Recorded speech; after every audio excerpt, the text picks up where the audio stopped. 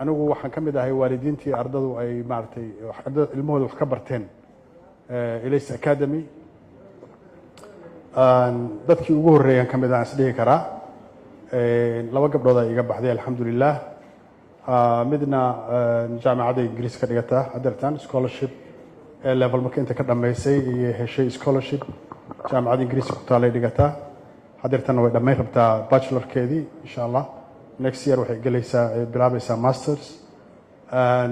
midda gabadha kalena hadda Malaysia jaamacad ka dhigta iyadana maantana waxa ay qalin jibinayso gabar IGCSE gabaraan abti u ahay maartay Iqra Xasan ma sha Allah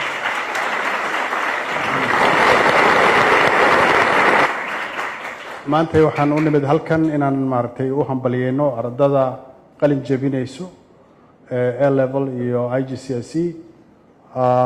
iyo inaan u hambalyeeno iskuulka Ilays Academy hawsha fiican ay hayaan aniga waalid ahaan waxaan maartay runtii dad badan baan kula taliyay dad badan oo yani halkan iminka lagu soo bandhigay arday hadlaysay waalidkood runtii aniga kula taliyay inay iskuulka yimaadaan markaan arkay maartay faa'iidadiisa iyagana way ku liibaaneen sidii hadda gabadhii hadda London ka hadlayso kale maxay hayto dad badan runtii asxaabaan kula taliyay in halkan carruurtooda keensadaan oo alxamdulillah aad iyo aad ugu liibaanay waxaan kula talinayaa ciddii rabta tacliinta leh oo caalamka standardka caalamka oo kala oo cid la tartami karta adduunka iskuulka Ilays ayaa hayo tacliintaas imaartay la taageero waalidiinta anigoo magacooda ku hadlaayo waxaan soo jeedinayaa talo iskuulkan waa u jeedaan hawsha uu hayo wanaagsan oo carruurteena iyo dalkeena u hayo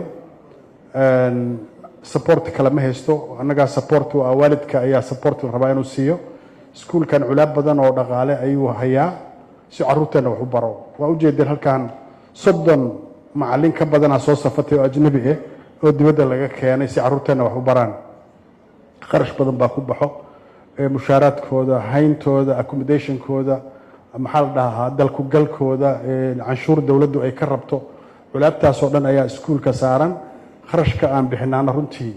iyo tacliinta annaga hadda maatayada tacliinta ee maartay aan nala siinayo wax isku dhigma maaha aad iyo aad aan ugu bogaadinayaa Cabdinaasir Nafurka asaga iyo tiimkiisa ay sameeyeen si carruurteena wax u baraan waxaan kula talinayaa waalidiinta inay iskuulka fiiga kaliya bixinaa mooyaane in ay maxay hayto ay donations iyo kaalmo iyo deeq inay u fidiyaan iskuulka si culaabta dhaqaale ay hayso aan ula wadaagno iskuulkana sustainable u noqdo u sii jiro haddii iskuulku macnaha isbixin waayo oo maxay hayto culaab dhaqaale ay hesho waa garan kartaan wax ka imaan karo marka iskuulka inaan taageerno dadkii ka baxayna ay taageeraan waalidiintii carruurta uga baxday ay taageeraan kuwa hadda ay u dhigtaan ay iskuulka taageeraan oo ay wixii ay u soo raadin karaan u soo raadiyaan ama dawladda ha u galeen ama meel kale ha u galeen ama jeebkooda ha ka bixiyeen in iskuulka taageero la siiyo ayaan ku talinayaa aniga iskuulku waxa way iska socon maayo wax aan kharash ugu bixin ma soconayaan tacliintu waa qaali dadka dhahayaan